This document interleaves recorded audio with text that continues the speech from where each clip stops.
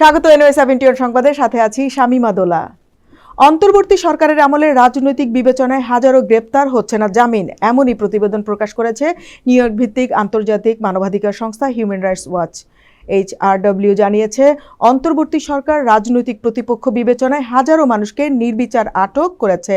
বিচারহীন অবস্থায় আটকে থাকা এসব ব্যক্তির জামিন নিয়মিতভাবে নাকচ করা হচ্ছে। HRW বলছেন, অন্তর্বর্তী সরকারের সময় রাজনৈতিক দল এবং বিভিন্ন রাষ্ট্রীয় বাহিনীর বাইরের গোষ্ঠীর মব ভায়োলেন্স উদ্বেগজনক হারে বৃদ্ধি পেয়েছে। বাংলাদেশে মানবাধিকার সংস্থা আইন ও সালিশ কেন্দ্রের তথ্য অনুযায়ী 2024 সালের জুন থেকে 2025 আগস্টের মধ্যে গণপিটুনিতে কমপক্ষে 124 জন নিহত হয়েছেন। বর্তমানে আওয়ামী লীগের শত শত নেতাকর্মী ও সমর্থক হত্যা মামলায় সন্দেহজনকভাবে কারাবন্দী রয়েছেন। বিচারহীন অবস্থায় আটকে থাকা এসব ব্যক্তির জামিন নিয়মিতভাবে নাকচ করা হচ্ছে।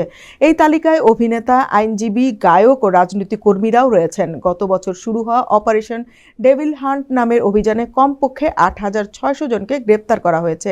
এছাড়া ভিন্নমত দমনে অতীতে ব্যবহৃত কঠোর বিশেষ ক্ষমতা আইন এবং সন্ত্রাস বিরোধী আইনে আরও অনেককে গ্রেপ্তার করা হয়ে থাকতে পারে বলে আশঙ্কা করা হচ্ছে। এখন এ পর্যন্তই। এনওএ ৭১ সাথেই থাকবেন।